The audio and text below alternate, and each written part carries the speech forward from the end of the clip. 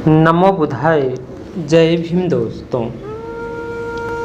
साथियों, यह सत्य है कि अनुसूचित जाति व जनजाति तथा पिछड़ा वर्ग देश आज़ाद होने के बाद अब काफ़ी हद तक अपना जीवन बेहतरीन तरीके से व्यतीत कर रहे हैं तथा उनका श्रेय सिर्फ बाबा साहब को जाता है, क्योंकि देश आज़ाद होने के पहले जहां आदिवासी शोषण से परेशान होकर जंगल रहने को मजबूर हुए तथा अपनी जिम्मेदारी निभाए रखें, वहीं अनुसूचित जाति की हालत और भी गंभीर खराब थी तथा मरे हुए जानवरों को फेंकना, खाल निकालना, जुत्ती बनाना तथा गांव से बाहर कच्चे घरों में रहना खाने को भी मोहताज होते थे। जहां एक और तालाब के अंदर गाय, बछड़े, भैंस, ऊंट, बकरी, गधे, कुत्ते, पक्षी तक पानी पीकर अपनी प्यास बुझा सकते थे, लेकिन अनुसूचित जाति के लोगों को वहां पानी नसीब नहीं होता था तथा अपने आप को कोसकर भूखे नंगे प्यासे अपना जीवन निर्वाह करते थे।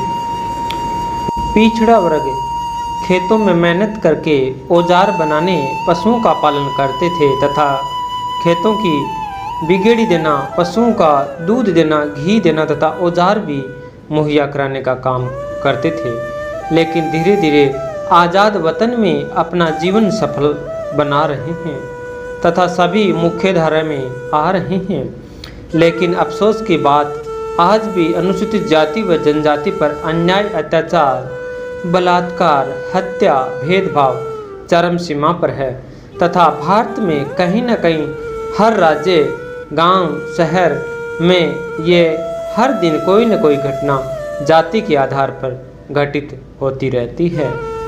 सोचने वाली बात है कि चाहे डेल्टा मेघवाल मामला हो या रोहित वेमुला या फिर ऊना कांड या चाहे हाथरस कांड या फिर इंद्र मेघवाल कांड जैसे असंख्य कांड अनुसूचित जाति के साथ कहीं न कहीं हर जगह किसी न किसी परिवार को साथ ये घटित होता है तथा अनुसूचित जनजाति में कहीं न कहीं परिवार को मारकर या बलात्कार, हत्या या फिर कुछ जगह तो हत्या के बाद जमीन में नमक डालकर गाड़ दिया गया है। ऐसे भी वाक्य आए हैं।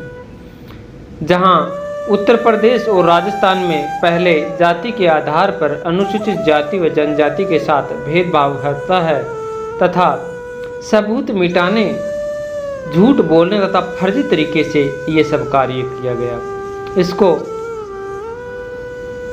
मुख्य हाथरस का हम एक उदाहरण लेते हैं, जहां पहले जाति के आधार पर भेदभाव किया गया तथा हत्या किया गया।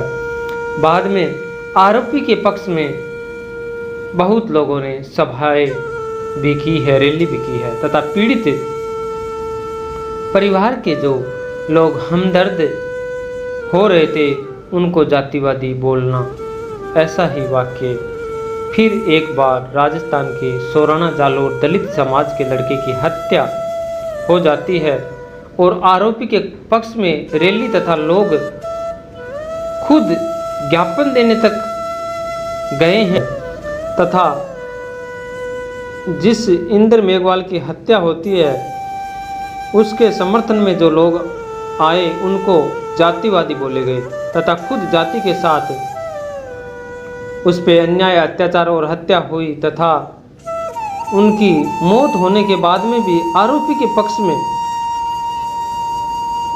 रैली की गई। क्या ये जातिवादी नहीं है? यह एक गंभीर सवाल है। जब इस सब की उत्पत्ति समान हुई है और अंत भी समान है तो छोटे बड़े का सवाल कहाँ उत्पन्न होता है?